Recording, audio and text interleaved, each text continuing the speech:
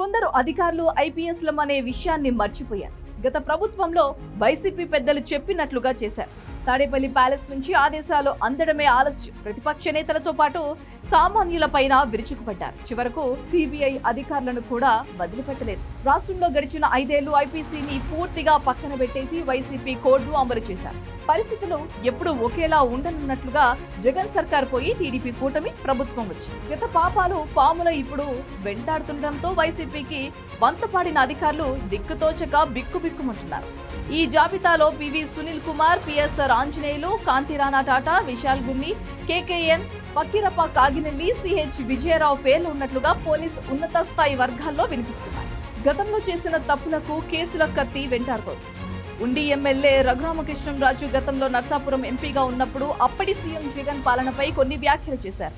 దీంతో ఆయనపై కేసు నమోదు చేసి అర్ధరాత్రి మంగళగిరిలోని సిఐడి కార్యాలయానికి తీసుకువచ్చి లాఠీలతో చితకబాదారు. అప్పట్లో దేశవ్యాప్తంగా సంచలనం సృష్టించిన ఈ వ్యవహారం పార్లమెంట్లో చర్చకు దారితీసింది. ఆయన జగన్ ప్రభుత్వం ఎలాంటి చర్య తీసుకోలేదు. ఇటీవలే ప్రభుత్వం మారడంతో ఎమ్మెల్యే రఘురామ గుంటూరు ఎస్పీకి ఫిర్యాదు చేశారు. 2021లో CID chief PV Sunil Kumar, intelligence అధిపతి పిఎస్ఆర్ ఆంజనేయులు తనను అంతమోదించే కుట్ర చేశారని పేర్కొన్నారు. దీంతో గుంటూరు పోలీసులు 2 సీనియర్ ఐపీఎస్లపై హత్యాయత్నం కుట్ర కేసు నమోదు చేశారు. ఈ ఇద్దరితో పాటు ప్రతిపక్షాలను హింసించడమే పనిగా వ్యవహరించిన విజయపాల్ అనే అడిషనల్ ఎస్పీని సైతం నిందితుల జాబితాలో చేర్చారు.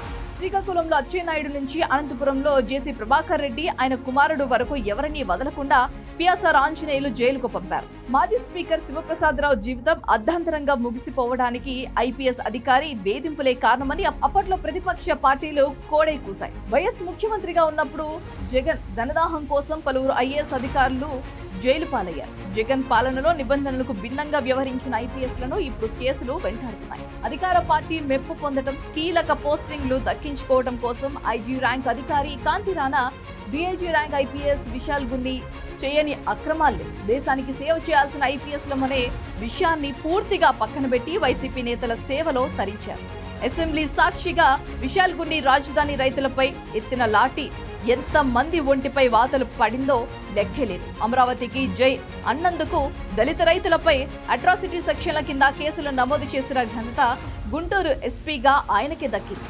విజయవాడ డీసీపీగా ముంబై నటిని ఇక్కడికి తీసుకువచ్చి మొత్తం కుటుంబాన్ని బెదిరించిన వ్యవహారం తాజాగా వెలుగులోకి వచ్చింది. ఇందులో పూర్తిగా సహకారం అందించిన అప్పటి విజయవాడ పోలీస్ కమిషనర్ కాంతిరాణా టాటాకు ఇబ్బందులు తప్పేలా అయితే లేవు. బాధితులు కుటుంబ సభ్యులు ముందుకొచ్చి ఫిర్యాదు చేస్తే చర్యలు తీసుకుంటామని పోలీసు ఉన్నతాధికారులు చెబుతున్నారు. కడప ఎస్పీగా చరిత్రలో ఎవరూ చేయనంత సుదీర్ఘకాలం పనిచేసిన కేకేఎన్, అనంతపురం ఎస్పీగా పనిచేసిన ఫకీరప్ప ఏకంగా సిబిఐ తోనే పెట్టుకున్నారు. జగన్ చిన్నాన వైఎస్ వివేకానంద రెడ్డి హత్య కేసును దర్యాప్తు చేసేందుకు సిబిఐ నియమించిన అధికారుల బృందం గత ప్రభుత్వంలో అసలు హంతకుల వైపు మళ్లింది.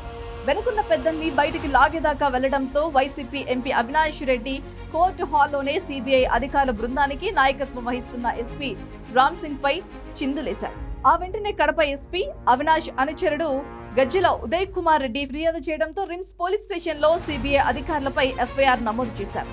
ఈ రాష్ట్రంలో కానీ ఇక్కడి రాజకీయాలతో కానీ సంబంధం లేని ఉత్తరాదికి చెందిన సిబిఐ అధికారులపై కేసు నమోదు చేయడం అప్పట్లో జాతీయ స్థాయిలో చర్చనీయాంశమే.